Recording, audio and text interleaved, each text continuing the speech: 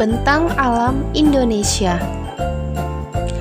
Wilayah Indonesia terdiri atas daratan dan perairan, di mana sebagian besar wilayah Indonesia berupa perairan.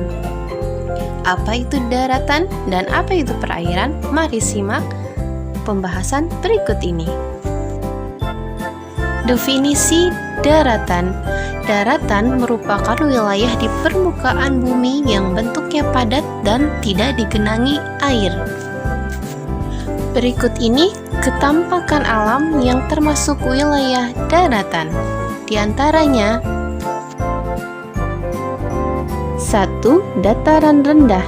Dataran rendah merupakan wilayah daratan yang memiliki ketinggian 0 sampai 500 meter di atas permukaan laut.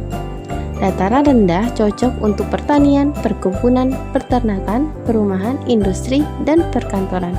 Contoh dataran rendah adalah Kota Jakarta dan Balikpapan, termasuk pantai merupakan bagian dari dataran rendah.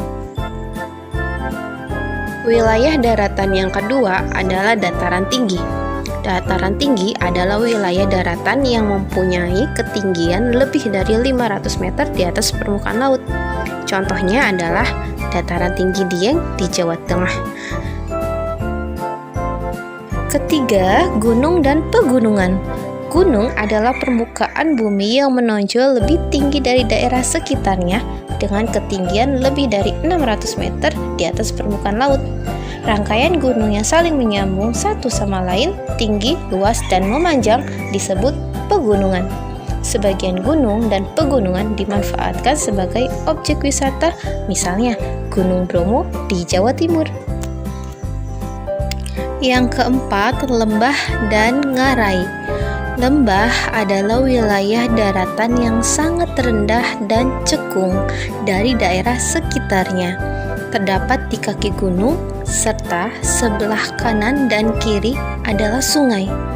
Contoh lembah adalah lembah Baliem di Papua. Ngarai adalah lembah yang dalam dan luas, serta banyak digunakan untuk pertanian dan permukiman.